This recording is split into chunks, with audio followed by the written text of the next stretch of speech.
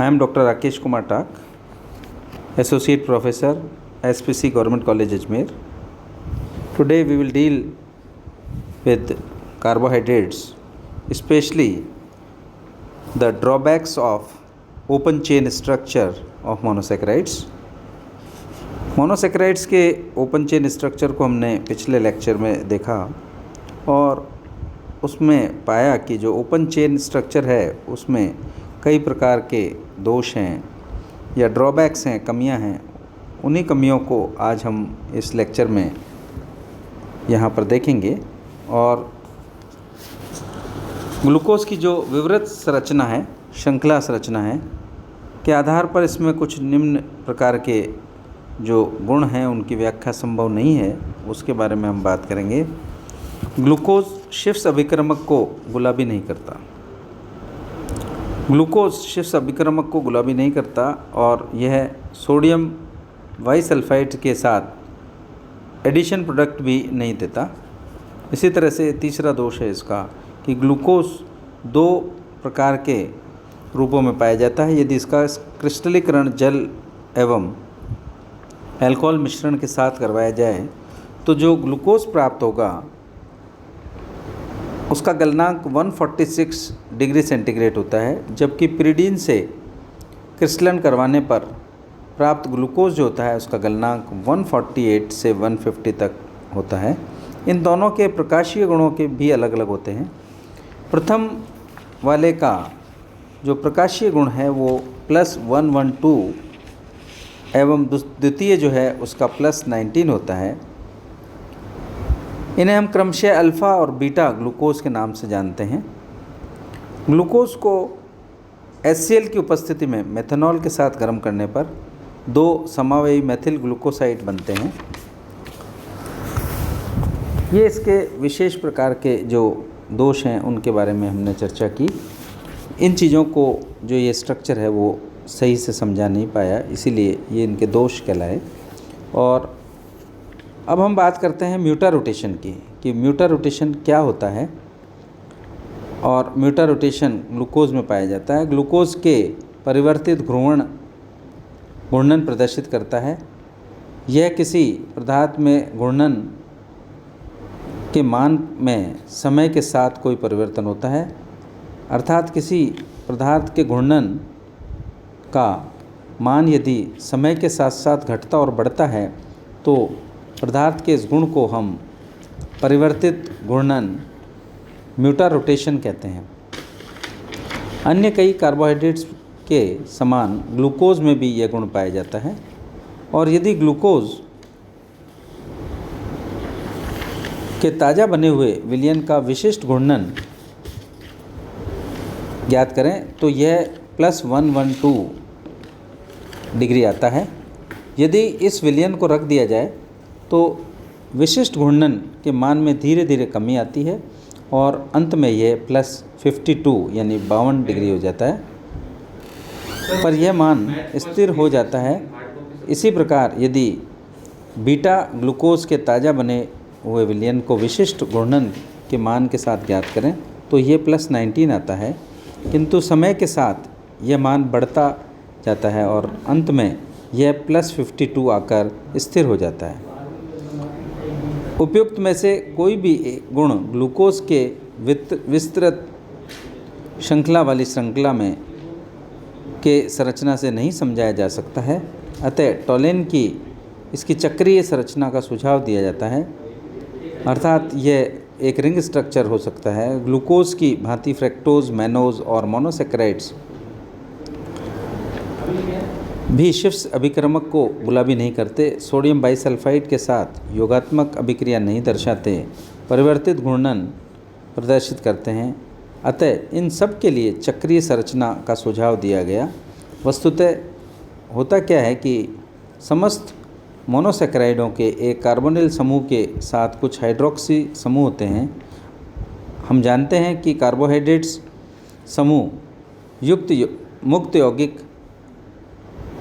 Aldehydes एवं ketones के अल्कोहलों के साथ नाभिक स्नेही होते हैं। जो नाभिक स्नेही योगात्मक अभिक्रियाएं करके क्रमशः हेमी एसिटल और हेमी कीटल का निर्माण करते हैं, जो अल्कोहल अणु और क्रिया करके क्रमशः एसिटेल और कीटल का निर्माण करते हैं। अर्थात एल्डिहाइड को लिया जाए और ROH के साथ रिएक्शन कराई जाए तो हेमी एसिटाइल बनता है, और हेमी एसिटाइल में से यदि H2O एक पानी का अणु निकल जाए तो ये एसिटल बन जाता है। इसी प्रकार कीटल के साथ भी यदि ROH की रिएक्शन कराई जाए तो ये हेमी कीटल बनता है, और removal of -H2O it converts it into कीटल।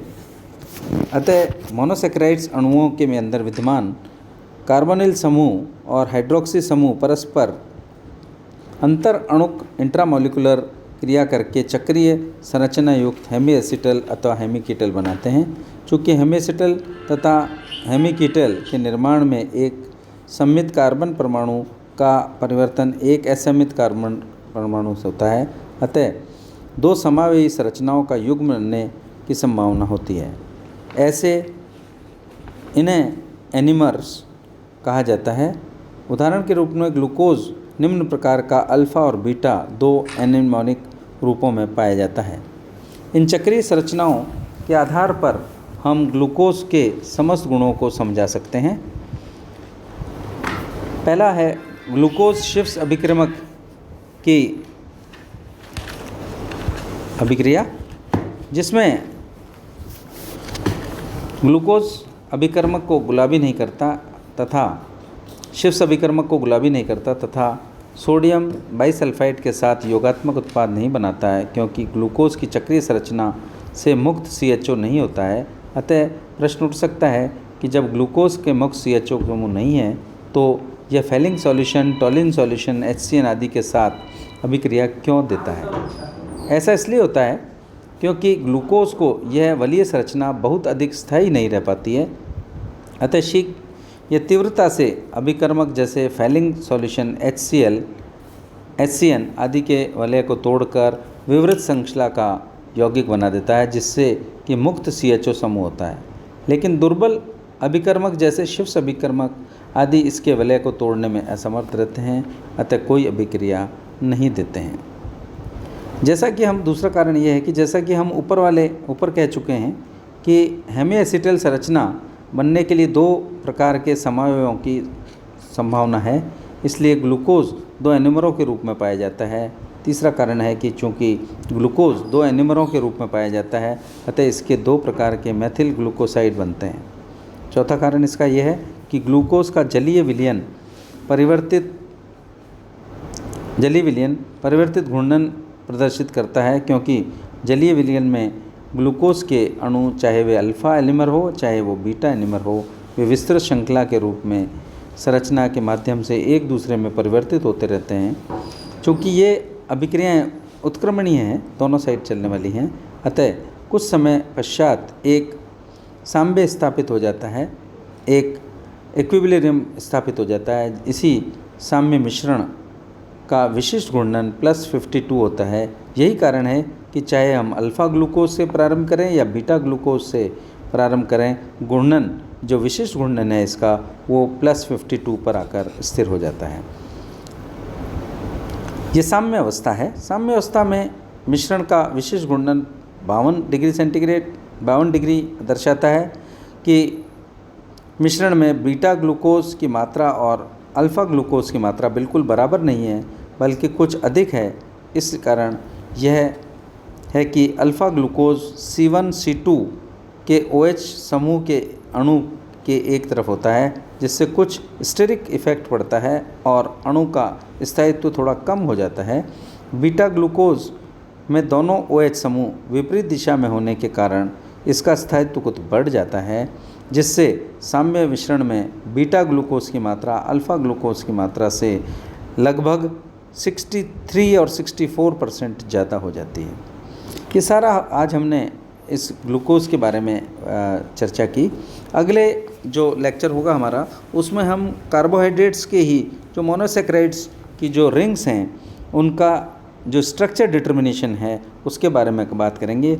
Means in next class we will deal with the determination of ring size of the monosaccharides कि रिंग साइज किस साइज़ का हो सकता है उसके बारे में बात करेंगे। और एक रिंग साइज़ किस तरह से, किस साइज़ का होगा तो वो अधिक स्टेबल होगा, इसके बारे में हम अगले जो हमारा लेक्चर होगा उसके बारे में हम बात करेंगे। Thank you very much.